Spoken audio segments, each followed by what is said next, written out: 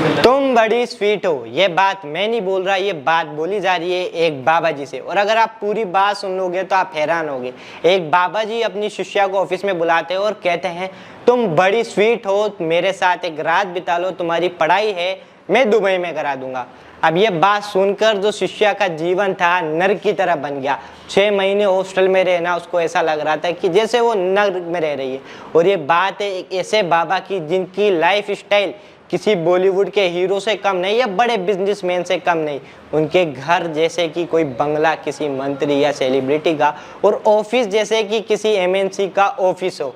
ये बाबा जी का नाम है स्वामी चैतन्य सरस्वती। और बाबा जी की अगर हम पढ़ाई की बात करें तो बाबा जी पढ़े लिखे भी काफ़ी ज़्यादा है। बाबा जी ने पढ़ाई करी है शिकागो के स्कूल ऑफ बिजनेस से, यानी कि एमबीए। अगर बाबा जी ने एमबीए करा है तो बाबा जी पैसे में तो काफ़ी ज़्यादा पैसे वाले होंगे। इसी के तहत बाबा जी के पास 18 ट्रस्ट है कि उनके अलग अलग अकाउंट है, उनमें कुछ अकाउंट में फिक्स डिपॉजिट भी है। और इनके बाद जो टोटल अकाउंट की कुल राशि निकाली गई वो देखा गया 18 करोड़ से भी अधिक की जो राशि है बाबा जी के पास है। बाबा जी के लाइफ स्टाइल ऐसी है, उन अगर उनको कहीं ट्रेवल करना होता है तो बाबा जी जाते हैं BMW, वोल्वो जैसी लग्जरी कार। और लग्जरी कार के साथ साथ उनकी गाड़ी है, उनके नंबर प्लेट भी काफ़ी लग्जरी है।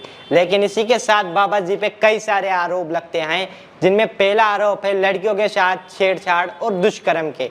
अब देखिए 2009 में इन पे पहला आरोप लगा था बाबा जी पे। और पहला आरोप लगने के साथ ही जिस प्रकार भारत के अंदर किसी बाबा को एक पिता के समान, एक भगवान के समान माना जाता है, उनको पूजा जाता है, और अगर ऐसे बाबा पे आरोप लग जाते हैं तो हमारे पूरे समाज है इसके लिए एक दिल दहलाने वाली बात हो जाती है। और इसी के साथ बाबा जी पे पहला आरोप लगा 2009 में। ये आरोप लगने के बाद बाबा जी के लेकिन हाई लेवल के उनके कनेक्शन थे, हाई पॉलिटिकल नेटवर्क थे, और एक धर्म गुरु के होने के नाते उन पे जो कार्रवाई है कुछ आगे नहीं बढ़ पाई। अब लेकिन इसी प्रकार के तमाम जो केस थे बाबा जी पे दिन ब दिन आ रहे थे, नए नए आरोप लगते जा रहे थे, जिसके तहत एक दिन उनका पाप का घड़ा था वो पूरी तरीके से भर गया था। और आगरा के अंदर ताजगंज होटल के अंदर उनको अरेस्ट कर लिया गया।